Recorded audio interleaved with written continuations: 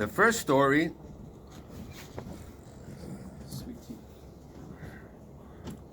we started the Beis Chabad many years ago, and we had a rented house. And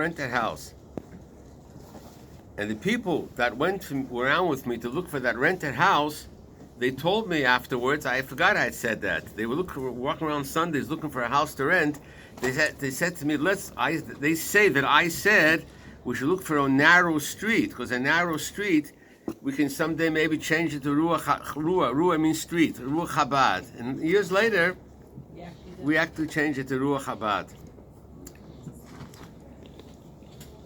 So we rented this house, and in the beginning, a very rich man helped me. Eli Horn. Why did he help me? Because I used to learn with him 3 times a week, and he also was involved with the shiksa. He tells the story in public. That's why I wouldn't tell the story with somebody, private stories about people. He himself tells the story in public. I took him away once from a shiksa, and he was a kohen yet. Even if she would become a yoris, there was no eitzah. That is in the negative plots as shiksa. And it took 4 hours. I'll tell you know why he's there. We're not talking about it here on the tape. Is why he's there. 4 hours I stood with him. Both of us were standing, screaming at each other for 4 hours on the clock. 4 hours in a hall, someplace in the hall of the building. And when we finished screaming, he left her. That was the kitzur of the story. So he helped us, and we rented a house. And we started working, and the main pu'ula in those few first months was the first pu'ula in this new place was the first month was Shabbos. We used to bring mamish hundreds of boys and girls. This Shabbos 300 was normal. They used to come. It was very nice. And one time he came for Shabbos afternoon to see what we're doing. And later you'll understand why I'm telling you this scene. There's other scenes. So the Shalosh Shudas was very nice. After Havdoli said, "What could I do for you?" When a rich guy says, "What can you do for you?" you have to think quickly. He can change his mind a little later. So I told him there's a house across the street for sale. This was for rent. There's a street across the street. There's a house across the street for rent, for sale. Let's go across and buy it. Let's go across the street and buy the house. I said, before we cross the street, I see something touched you today. What touched you here in the afternoon? I want to learn what touched you. Was it my speech or the story I told my shalashudas or the herring? He says, no. You know what I loved? That when everybody washed the shalashudas, there was a little white towel for every person in a basket. The person wiped his hands and threw in the basket. I never knew that religious people could be so clean. No, I'm telling you the story. You have to know this. Sometimes that was the only time you did that. Sometimes, shluchim, they go to visit people, rich people, and they have to spray them before you go to the. The guy was very impressed by that little white towel. So he crossed the street. We rang the doorbell. The guy didn't answer the door. I started to pray in the name of Avram, Yitzchak, Yaakov. And the guy was in the bathroom on the second floor. He came down and he bought the house for $100,000 cash. He paid Monday morning, and that was the first house. Lico paid. Yeah, and then we bought the other houses. A lot of things happened. This is all part of the first story. The first story has 3 parts. This is the first part. You have to learn to be clean. The Bubba would like that story. The Bubba was very into the cleanliness. Okay, very good. The second part of the story. We had now a house. The house occupied a third of the land. 2/3 of the land was pushed a garden. And I wanted to build there. We had no money for a secretary even, much less to build a house or anything. We didn't have money for a secretary even. We just had a janitor, my wife, and Esther. So we started praying, asked brachas from the Rebbe. 5 days after this man bought the house, a woman calls me up Thursday. He bought the house Monday morning, he paid for it, and Thursday a woman calls me up. This woman was from Rakishi. Reb Shmuel. Reb Shmuel. And she had such an evil pay. I mean, she called me up. Every third word was, I can't repeat it here. Man, we don't. You understand anyways. It's in Portuguese, but the English version, you know. You can repeat it. Sein Masbe. Kenn ich das ja noch mit Meister? So she came and she was telling me how coffee has stories with her husband, with her son, with her daughter, all kind of stories. And I gave her some advice, some bracha, some help. By the elevator, in Brazil you walk the person to the elevator. By the elevator, she says to me, Rabbi, I once made a neder to build a shul. I said, I didn't know you're so quick. I mean, it was like 5 days later. But I couldn't ask, B'shas Ma'aseh to build a shul. We waited 3 weeks. She came a few more times. And later she built a shul, and the first shul and the first mikveh. She did everything herself. How much was that? That was her business. She was, I don't know, she didn't give the money. She did everything. She built, she bought everything. That was her business, building fancy mansions for rich people. The day that we finished building the shul, I'm sorry, I skipped an important part. The day we're supposed to start building the shul, she wanted to back out. Why? Because I told her in those days, Brazil was a hefker. Today's also a hefker, but it's a more controlled hefker. Then you can do anything you want. I didn't ask for permission from the government to build on this piece of land. Why didn't I ask for permission? Because I want to use up every inch. You're supposed to leave at least a third for green, to plant things. So she agreed, but then the day that we wanted to build, she backed out. It was a Tuesday morning. She says, I'm not going to do it. I'm not going to ruin my name because of you. I said, I asked the Rebbe bracha so many times. Don't worry about it. She says, no. I asked another bracha from the Rebbe. It was Monday before that Tuesday. And every Tuesday morning, in those days, I used to go to the Moshe Skanim there in Brazil, to the old homes, put on tefillin, tell them stories, sing with the people there. As I'm going out after Shachar, 7:30 to the old home, the phone rings. A woman wants to come to see me. She identified herself as Rita, R-I-T-A. In Brazil, Rita is a very famous name by the Sephardic women. So I told, listen here, I'm going now to the old home. You can come 10:30. I'll be gladly to help you. She walks in 10:30. This woman, I saw a Goya in front of me. The first time a Goya came. Since then, a lot of big people came. Big people, very big for people. the brachas. Yeah. She came, and she had a problem with one of her daughters has problems with the kidneys, and the husband has a heart trouble, all kinds of things. So I said, call up this heart. There's a the biggest guy in heart was a Jewish guy then. I said, call him up. She says, I'm not going to call him. It takes 3 months. He should take a patient. My husband won't last so long. I said, call him up in my name, because his daughter had a kidney problem. The Rebbe saved her. And the daughter's daughter is getting married now, the same night as Yossi's daughter is getting married in Brazil. So the daughter who the Rebbe saved, her daughter is getting married the same night now in Mitzvah. Whose wedding are you going to go to? Okay, I'll give you one guess. Well, anyways, no, hers is in Brazil, and this is in New York. Well, anyways, she said to me, Rabbi, I thank you very much. She called up the doctor, gave her an appointment right away 2 days later. She opens up her purse, takes out a checkbook. She said, Rabbi, I want to leave you a check for the synagogue. I said, no, I don't want. By Goyim, usually we don't take money. Today, things changed, but then we didn't take the money by Goyim. So the Kiddush Hashem was worth more than the money. So she says, well, if you don't want to take in money, do like our priest does. Our priest, he takes money for the orphans, not for himself. I said, here, nobody died yet. Everybody's alive here. There's no orphans here. So she says, maybe, listen, if you don't want to take our money, maybe my husband can help you. I said, what does your husband do? She says, he's the guy who signs on all building permits in the city of Brazil. There was an hour to the building. She called up her husband. He came running. He said like this, I cannot give you official permission to build. But if anybody of my inspectors show up, you take my private number and you tell them to call. You tell them to call me, and you'll see what will happen. The whole building, the whole thing took 13 months. Middle, one time an inspector came. So I said, please make the phone call there. So the guy came out and he ripped up the report and he went away. The second time it was slichas. My father was there for slichas.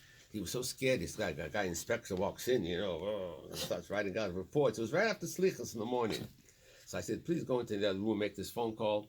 So this friend of mine, the guy, said to the inspector, "What do you prefer, the fine from the rabbi or to lose your job?" So he came in shul and he asked for everybody mechila in front of the slichas. It was very dramatic, slichas. The guy asked mechila like this, and he went away, and that was it. Right. I called up the Rebbe, going back to the story, I called up the Rebbe that this guy showed up in my life an hour before the building, 2 hours.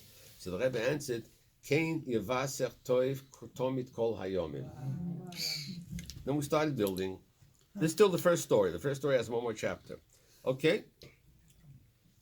The lessons you all understand. I mean, I have to explain the lesson. No, you don't have to explain the Yeah, lesson. that's clear.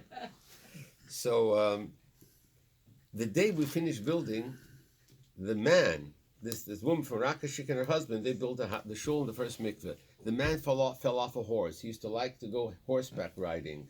He fell off a horse, and he hit his head, and he went into a coma for 61 days. 61 days. His Yiddishkeit was one thing. He put on tefillin every day and said the first part of Shema. That's what I got by him. I poiled by him. It was holy. Nothing else he did. So every day I used to go to the Jewish hospital. I used to go into the intensive care, hold his hand, and say with him the Shema Yisrael. And Friday I used to say Shabbat Shalom and go away. On the 61st day, it was a Friday. So he woke up. The Friday before, then I'll come back to the 61st day. The Friday before, the matzah was very bad. In those days, not only did I didn't have a phone at home. When you had a phone in the office, you had to wait hours to get a line to America. A few hours. Today, things change a little bit. Baruch Hashem, a lot. So I called up the Rebbe twice that Friday, and I got a bracha for the guy twice, but the Friday was very bad. I was going home for Shabbos, and the Jewish hospital was 2 hours walking from my house. I had to leave quickly. So I said to her, listen here. Her name was Mira. I said, Mira, you should know, I know you have a kishev macher. In those days in Brazil, all the rich people had their private kishev machers. If they ask for brochas and eitzes, now also, but not so much. And then everybody had. So I said to her, listen here. I'm warning you, if you can call up your friend, I knew her name, Susanna. If you can call up Susanna in the north of Brazil and ask for a brocha, it's going to be a short circuit. The Rebbe won't work and she won't work. It's not going to work. Do me a favor, promise me. That's why I had to speak to her. She was a very Megushim, very. Okay, I come home. That's it. Motzei Shabbos, we finish Havdalah. She walks in. She used to walk into my house without ringing the bell. In those days, you used to leave the doors open in Brazil. Today, locks don't help even. But in those days, we used to leave the doors open at night many times. She just walked in. That's why she was her derech. She walked in, and she was white. I said, Mira, no, I was sure he had died Shabbos. She said, no, he didn't die. He's better even a little bit. And Taika, the next Friday, he woke up. The next Friday, he woke up. I said, Shabbat Shalom. He opened his eyes and said, Shabbat Shalom to me. And he lived another 12 years. But not 900%, he was 90%, he had quality of life, 90%. So I said, why are you white for if he's better? She says, last night at 10 o'clock, the doctor called us in, and the doctor said that it's the end. So she said goodbye to him. She said, I didn't call you because I know you don't answer a phone on Shabbos. So I called up Susanna. So I said, why are you white? That was yesterday, now it's already Shabbos night. She says, listen what Susanna said. Susanna said, why are you bothering me if there's somebody on the other side of the ocean praying for him? Wow. The real ones in Brazil, there's other stories. I don't want to keep you up a whole night here. There's beautiful stories. The honest ones, they don't take any money. And they know exactly the truth. One of them told me that among them, it's Yedua, since the Maharal of Prague, there was never a neshama like the Rebbe on the earth. One of them told me, it's a Yedua Beinenu. And that's what they speak. Okay. There's other stories, but not now. So I just want to repeat the punchline. We have all night. The punchline was beautiful. You. She said, why are you bothering me if there's somebody on the other side of the ocean praying for him? Okay, that's the first story. Now there's 2 more stories. Any questions? How's the coffee? The coffee's disgusting. L'chaim. I'm used to boiling coffee. You Gotta gave go me boiling cold coffee. I'm from Brazil. That's been boiling. Cold brew. This is not I know. cold No, it coffee. has to be boiling, not hot. I'm sorry, sir. I'll wait for you. L'chaim. I'll wait for you. Oh, come on in. Come on in. I'll tell you quickly another one. Now, this is not part of the 3 stories. Another kishev macher. No, another one. Howard, come here. I'll get you a chair. Here, take a Huh? I'll shift my label. Rabbi Alpern, do they say call it Makumba? No. They call different names today. This was a long time ago. This was good. My time was Makumba. Your time. Now different names. There was one guy, he died already. That's a long story. I'll tell you the end of the story. His koyach was he knew how to get into contact with neshamis and write letters to the family. And it's true. I saw. There was a case, a doctor, their son, one of the son was killed in an accident, 20-year-old boy, and he managed to write 20 letters from the son. From the sun to And they published the letters. I tried to avoid they shouldn't publish it. I was fighting. It didn't work out. In one of the letters, the boy describes Kabbalah Shabbos in heaven. It can't be that this goy, the names, he says, the Tantas Lata Beilu was here, the Boba Basha was here. He couldn't say these words, even the goy. I mean, he couldn't say it. It's true. The guy was describing the Kabbalah Shabbos. I can't remember now. There was a little mistake in the davening. There's a little mistake in the letter what the guy wrote from the sun. So I explained later to the people, that's what it says by us, that Moshe Rabbeinu, when he saw something, he saw it clearly. When Bilam saw, it wasn't clear. So he saw the davening, but it wasn't, the goy didn't see it perfectly. So there was a little small toss in Lochodoidi. I can't remember which words. Thank you. Sweetener or black? That's very good. Thank you, sir. Thank you.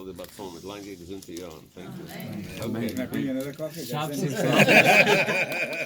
brachas are real brachas. Okay, next story. Shabsi parnasa. Parnasa. I'll tell you a nice story about Parnasa soon. Okay, let me talk about the second story first. No, a bracha for parnasa, not a story. Okay. This isn't personal yichidus. You'll do that later. We're here listening to 3 stories. Let's get the stories and let's go to sleep. In the beginning of Beit Chabad, I used to give a big class Tuesday night, open for the public, from 7:30 to 9, boys and girls, and then they used to go out and do miftzoim together, 9 o'clock, and from 9 to 10:30 for adults. It used to be mamish in a night, 500 people, the 2 groups together, 600. Everybody used to come. It was a big chiddush. All right, and it's free of charge. Sometimes goyim used to come also. So one time, I was about to speak, 9 o'clock, I saw a couple walked in, they were both goyim. You could see on them, they're both goyim. All right, well, no problem, we don't say anything bad against anybody. When the davening finished, they both said to me, we would like to speak to you in private. So I took them upstairs to my office, and I told them, please tell me what's your... So they told me they have a bas yechida, an only daughter. She's 11 and a half years old. Her name is Angela. Angela means malach, like angel. Angela is similar to the English angel. And she has a tumor in the head in 4 places. Rahman al-Islam. Only daughter. You can imagine? She said, we went all over the world already. We tried everything. The only thing is, we heard about the Rebbe, and we heard that through you, we can get to the Rebbe. In those days, like I told you, there was no fax yet. There was no other ways of getting to the Rebbe. We had a phone ready in the office, but there was no phones. So what did I used to do? I used to have a lot of stamps, American special delivery stamps in my office. And every time somebody had an urgent thing, I would write a letter and go to the airport. Always find Jews. Jews love to travel, especially Brazilian Jews. We found somebody, the Rebbe would have it a day later. So I wrote a letter about the daughter, the whole thing, a whole page I wrote in English, because they spoke perfect English. He was a prosecutor, and she was a district attorney, very, very high-class goyim. And I wrote everything down. I gave them to read it. They said it's okay, and that was the end of the story. The next Tuesday they come back, and every Tuesday they came back for a few weeks. Brazilians have a nature, they like to tell their tzoras to everybody. You know, you start today on the plane here. I said one word in Portuguese to the woman behind me because she was from Brazil. So she told me the whole life story almost in 10 minutes. That's what they said. That's 10 minutes, or that's what you spent. She told me today was her birthday, etc. Okay. Well, So you gave her a bracha, and that's it. And she's building you another shul. So we could use some of the. Listen to the story. Listen to the story. Okay. In a few weeks, everybody knew about their story. When every time they used to come every Tuesday night, everybody used to be around them, listen to the latest developments. Blah, blah. After a month, this is very important to tell you the date. This happened in Purim time, a little before Purim. Okay. I come into the class. Also, this is important thing to know. I used to come 5 minutes earlier, like today by the hotel. I was downstairs 5 minutes. Shliach has to be 5 minutes earlier. Be on time. There's no chochmah. You have to come 5 minutes earlier. Look at the wives of the shluchim. I don't think we have that rule in Cleveland. So, Different Lubavitch you grew up in. so I told her a story in the car. I'm in 58 years. This is between parentheses. I told her a story that when my daughter Sarah got married, the wedding finished 4:30 in the morning. And shul starts 6:30. 6:30 is hoidu, the first minyan. I daven with the first minyan always. So you have to come early, 6:05, 6:10 to put on tefillin, say karbonas. So two guys made a bet because the rabbi never came late till Sarah's wedding. So there was big money involved. So I knew about the bet. So instead of coming in 6:10, I left the zal 4:30 for the wedding. So I came in 10 to 6. The guy started to curse me out because he lost a fortune. I said loud. I remember that. You remember the story? Sure, I remember. Yeah, but you told me then you came 5 to 6. It's okay. 5 to 6. What happened? I got them. So I told them, good for you. You know me. You lost money. They should know.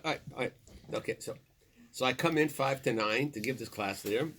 And I see everybody's around this couple, the Goyim, and everybody's smiling. So I knew there was good news. I ran over there and I said, what's new? So they said that Baruch Hashem, the girl is cured. Wow. This was 5 weeks after I wrote to the Rebbe. And like happens after a short time, when a doctor or a rabbi loses his clients, everything's okay. They stop going to the rabbi, stop going to the doctor. That's the way it works in the world. So they stopped coming, and that was the end of the story. Yud Beis Tammuz, which is 4 months, 5 months almost after Purim, I went to New York. In those days, I could allow myself to be by the Rebbe for a longer time, not like the later years. I was there for 10 days. The 10th day was a Sunday. There was such a big crowd that the Rebbe davened downstairs. And I was going home that night, Sunday night. After Mincha, Rabbi Gron was looking to me. He says, the Rebbe sent you out a zettel. He gave me a little piece of paper, a little bit, twice the size. And the Rebbe wrote, Mash loy mayaldo ma hemshech shalo. How's that girl? What's the continuation? I wanted to dig a hole there and bury myself because I realized I didn't do the correct thing. I didn't tell the Rebbe the good news that she was okay. Why didn't I write to the Rebbe? Because the Rebbe had to open 500 envelopes a day himself. Even the envelopes the Rebbe used to open. So I figured, why should I be a meshuggah and make him read my letters? The Rebbe took care of it, so he knows. But then I learned the lesson. It's a mistake. You have to send good news also. So I went into the office. Remember that desk of Rabbi Quint? The famous desk full with holes and bumps. And I asked him permission to sit down at his desk, and I wrote the Rebbe a whole page, anything I could think of. And I said into the Rebbe, and I went to the airport, and I came home. Okay. In the morning, Monday morning, I took care of the urgent things, and I called up the mother of Angela, and I said to her, I was in New York 10 days, and yesterday the grand rabbi asked about Angela. She said, oh, very nice. Huh? Then I said, yeah, it's interesting. The Rebbe saw me every day. I was talking to her. We had a friendship. I said, only yesterday. She says, Rabbi, don't you understand? Yesterday was Angela's birthday. That's why the Rebbe felt it. The Goya tells us to me. It was her birthday yesterday. She became 12 years old. Why am I telling you the story? If 4 or 5 months passed and the Rebbe did not forget about Angela, do you people think he forgot about us? We can never, chas v'sholom, have doubts in our minds or questions in our minds, or we have to tell the story to other people. If they never thought about Angela 4 months, what about Am Yisrael? What about the Chassidim? It's unbelievable, the story. It's unbelievable. 7 years passed, and we rented a house to make a little club for Tzivos Hashem, for children to come in the afternoon and play and learn. So I gave a person the job to be the achroi of the place, and I told them, find a house also. So one day he comes and says, I found a beautiful house, and I want you to come see it. I said, listen here, if I trust you with the kids, I'm not going to trust you with a house. I have no time. He says, no, one house, it's beautiful. So I went with him, and as we come close to the house, I said, I'm not taking it, because in order to get to the house, you had to cross a big avenue. I don't want to take a chance that little kids run across the street of an avenue every day. It's not for me, such a thing. He said, okay, but at least take a look. You're here already. So I rang the doorbell. Who lived in that house? Angela. And that's where religious people, because she wanted, to, Rabbi, And his mother came running. The mother said, 50% off on the rent. I said, I'm not taking it. She wanted to give me a 50% discount. So 7 years later, Angela was in college already, and everybody lived happily ever after. That's story number 2. Let me interject a story that you were involved in also, which goes back to something that you just said. Yeah. Yeah, that's him. And the week after Kof Bei Shvat, Yeah. the 2 days after the Rebbe stood up from Shiva, we had Yemel there was going to be the Kinnis in Brazil. Yeah. Mamish 2 days later, right, and we had a whole deal if we should push it off, because everybody came to New York, and we didn't know if we should push it off or we should do it. So Mami gave living that we should do it. Anyway, I went over to the Rebbe then. I don't know if you remember this part of it. The Rebbe gave $2 2 nights. I was leaving the second night. My father went over the second night, and he had a patch on his eye. You see this in the video. He had a cataract surgery. He asked the Rebbe permission, and the Rebbe gave him a bracha. And he walks over, the Rebbe takes a look, and he goes, you know, like, what's this? You know, what's the patch? My father said it. The Rebbe went like this. But I went by, and the Rebbe gave me $1. Then if you remember, he took out $18, took out from his jacket pocket, which was prepared, and he said to me, it's for Gesundheit, it's line Batzlocher Rabbi Mafloga. And it was the only time the Rebbe ever told me anything like that. He didn't give him a grus. I came back, and I wrote a duch to the Rebbe. And I spoke about it by the Kinnis in Sweden. The Rebbe wrote me then something that put me into a semi-depression. What did I had many times these type of answers, Ken Yevasatov Tamid Kol HaYom, Ken Yevasatov B'Yisafa. I wrote this duch from this Kinnis, and the Rebbe wrote me with Shuaschein. Then he writes, Ken Yevasatov Liyaset Lovi. Different. Liyaset Lovi. And at that period of time, I had 5-6 times. When I got it the first time, and what is Liyaset Lovi? You know, every more, and this is 2 weeks after the stalkers of Rebbe Tzimchai Moshke. Liyaset Lovi, and I cried when I got it. When they smench. Later, after Gimel Tammuz, I chapzuk what it means, and this goes back to the point that you made, that the Rebbe wants here B'Suras Tevis today.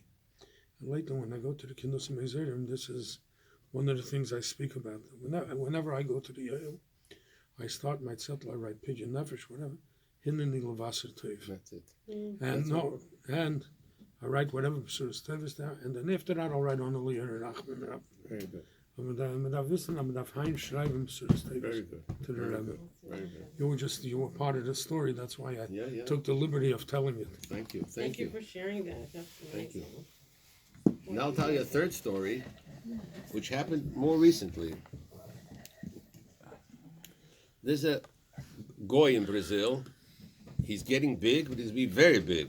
He's a very good friend of mine. A goy, What's his name? What's his address? I have a lot of goyim friends recently. Big people. No, but that's not okay. Well, anyways, this guy comes to me one day and he says, "Listen, it's about Maybe four." get Moshe on the plane next to Shabsi tomorrow. They can do business on the way. He's taking care of it. Speak to him. It's 2 business class tickets now. So he comes into my office. This is about 4 years ago, the story. He comes into my office. I'll tell you what this guy does. It's very interesting. He developed bacteria. You know what bacteria is? He developed positive bacteria. He uses the bacteria to do good things. Slave labor. He has bacteria that works for him. Like, for instance, people take out oil from underground. The pipes are very dirty. So he puts in the bacteria and they clean it up. You fertilize the ground with bacteria. So it's a whole thing. It's a very interesting thing. It's a whole mindset. Okay, we're very good friends. Okay, so he comes to my office. Says to me, "Rabbi, you know, I heard there's a rabbi there in New York. You go to his graveside and wonderful things happen. I'm going to New York Sunday night." This was a Thursday or Thursday. I mean, it's good geworden. The guy's walking to the oil. This guy, he doesn't know anything from nobody. Mit him zu treten doch. And a goy, he's going to come back and become a son of Yisrael. So I said, I'm going with you. He was so touched. I said, I'm going with you. So we went Sunday night, me, him, and his wife. We slept over Monday, and we came back Tuesday night. No, we slept over Sunday. We went Shabbos night. We slept over Sunday night. And Monday night, we came back to Brazil. Okay. He saw that I didn't eat Sunday morning, so he didn't eat either. He saw I went to the mikveh. He went to the mikveh also. What should I do? I mean, there's no chet. What should I do with him? You went with a mile? I mean, what should I do? I can tell you cannot go into the mikveh. I mean, what? Okay. Each one, he and his wife, each one wrote beautiful letters to the Rebbe, asking for brachas about business, about parnasa. He had a lot of bakoshes about business, all kind of business, all kind of new ideas, things. By the way, when we came back, all the things that he asked the Rebbe worked out, except one. He wanted to buy another factory, and that didn't work out. So every week he used to call me up. Everything worked out. Why can't I buy that factory? It doesn't work out. I said, it's very simple. The Rebbe wants you to buy a better one, a different one. It's not this one. He said, no, it's so good, the price. And it went back 3 months like this. And I was giving him koyach to hold out. And 3 months later, he bought another factory instead of the one he wanted. That was double the size and half the price. And they found out that the 3 shutfim of the previous one that he wanted to buy, one of them was a ganef yet. He stole the other 2. I said, you see? So everything worked out good. Okay, this is it's not agav. And then, as we're going into the oil, the wife says to me like this. She says, I told one of my neighbors, a Goyish woman, that we're going to pray. So she asked me if we can pray for her mother. And she asked if I, the rabbi, could read her letter to the Rebbe. So I have a letter here. What was the letter from the Goya? That she asked the Rebbe that she has a mother, very old woman, and she must have an operation on the heart. So the problem is not the heart. The problem is she's too old to survive an operation. They're afraid to operate because she won't get up from the table. She's very old. So she asked that the Rebbe should bless her. Okay. So I read the letter by the oil. Why not? What's that? Of course you do it to people. Not the only case of goyim that ask the Rebbe brachas through us. Okay. After the oil, since we didn't eat in the morning, they didn't eat either. So we came back to Crown Heights and went to this restaurant there. I think it's Basil, it's called. I never went there in my life. Yeah, that's it. Yeah. So I took him there. The expensive one. Yeah, I couldn't take it. I couldn't take him to other places. Times is one of the best restaurants in New York. Well, I had to take him Very something pricey. fancy. These are fancy people. Right. We're eating lunch there. Suddenly the phone rings. It's the woman, the Goya from Brazil, calling. She says, I'm telling you afterwards, they told me what she said. What did she say? She says, I was so sure that big rabbi will give my mother the proper blessing that I went to the doctor this morning and to already make the operation, to make the appointment for the operation. I was so sure. And then the doctor said a funny thing to me. Let me look at your mother again. And they looked at her. He says, she doesn't need an operation anymore. She has no heart problem anymore. So she's telling us on the phone to us, this is the Goya. And Taike, now I stopped, but for about 2 years afterwards, every 3-4 months, I used to call up the old lady, and she was alive and kicking, as we say. She was okay. Now I stopped calling her. Friday night, we came back to Brazil, Tuesday morning. Friday night, I gave my speech here in the shul. Then I tell them I'm going to tell you a story without mentioning names. And I told them the story briefly. As I finished speaking, a man gets up and picks up his hand. May I say something? This never happens yet. That when I speak, somebody should say something. They're afraid. So the guy gets up, picks up his hand. He said, may I say something? I said, yes, sir. I don't know who it was. He says, I am the son of that old lady. I came here to thank you. So I want to tell the congregation the story is 100% true. is nicht von der Zion Mitzvahs. So these are the 3 stories I was planning to tell you, my friends. Any questions? Yeah, what happened with the tzedakah from these people? We have orphans in Cleveland. We have more stories. What? So we have a few more stories. No, ask me something specific. A story about Rivka. Bubby and Zaidi that you never shared before. Bubby is another MS, and now you can share. Let me think. From the other man is more afraid than. You just say Everyone will be something. on the list. I'm not going to sleep tonight. He's telling the stories. He gives the brachas. He has all those gulas. He'll be Did protected. you ever see the Rebbe's letter to Zayda Zalman about Esther? No. No. He writes on her name as a girl, Shitlita, after her name. You know what Shlita? The feminine version of Shlita is Shitlita. Never heard He of showed it to me. I don't know what happened to the letter. He showed it to me. You better look for it. This was the Say Rebbe Zalman. when she was born. No, in the middle something. I remember seeing it. She was a chizeres. No, but it's unbelievable. Such a letter. Rebbe Bechlal. Anyone that gave a name, Chana or Chayimushka, the letter the Rebbe wrote Shlita. Yeah. If you gave those two names, the letter that the Rebbe sent wrote Shitlita. But this doesn't, to an older person, Yeah. it was nicht. Okay. Any questions? Any comments? Let's Rivka. Story about Bobby and Zaidi that you haven't shared before. I just told you one now. Share a story you shared, you wouldn't remember it. I don't have any secret stories that I never shared before. Let me think of it. He never got screamed at. That's the first I don't news. think they ever heard your story about Antarctica. He said it like shut up. Oh, yeah. I Rivka. don't know if you heard it. It's on tape. Yeah, Your mother just came down from above and told me I should tell you should listen to me. Said we should get a ride to the house, take your stuff. It's in the book, it's in the book. Huh? It's in the book. Question: No, what? she screamed at you, but Baba Shula used to scream at you. No, she When never Rabbi screamed. told She her had a to lot of listen- respect to for him. discuss Uh, with she- her husband. the last I'll time tell you a she- nice story about Bobby Shula. A nice story, a short thing. I don't want to say the name. There's a rabbi in Sao Paulo, and he doesn't know, and I don't want to tell him this, that his mother, Bobby Shula, took her to the mikveh before she became pregnant with him. The parents are not frum. I'm a little bit frum. But I know clearly that she took her to the mikveh, and this rabbi is the son of this mikveh, and she took her to the mikveh. And the Macht Tzoros. No, forget. His wife comes to learn Chassidus every week. But I never told him this story. That's why I don't want to say any names. You should tell it to him. You should know that he thinks that the Yiddishke Baruch you want him to You should know he was. Okay. I mean, you have to She let- was in Brazil. Bobby was in Brazil. A few She- times. She dragged. What are you talking? She was in Brazil. I mean, I'm asking this. Then she was in Brazil. She's found a woman. She dragged her. She was there a long time. She came for Yossi's bris. And then she was trying to get a cheap ticket. Went to Peru. So she missed the ticket. Then she missed the bris. And then she was there for 8 days in Peru. But then she made up for it. She was in Brazil a few months. With the lulavim and a She didn't strike. have Dan's What? husband. With the lulavim and a strike, you know, Yeah. she was bringing to you guys. Yeah, of course. Everything. It's a story. I think living in Peru, this is giving her a fool.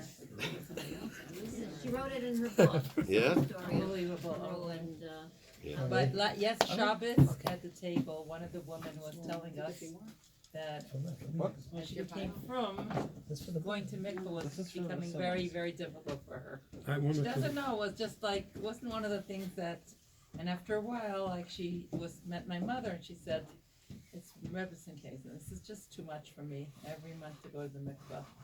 So my mother told her the stories about in Russia, Yeah. how it was freezing, and The the ice. women would go, and it was ice, and she knew that if she didn't go, everybody else would, so they would chop the ice, they had to put a rope around the person to make sure they didn't get lost, and go into the mikvah water,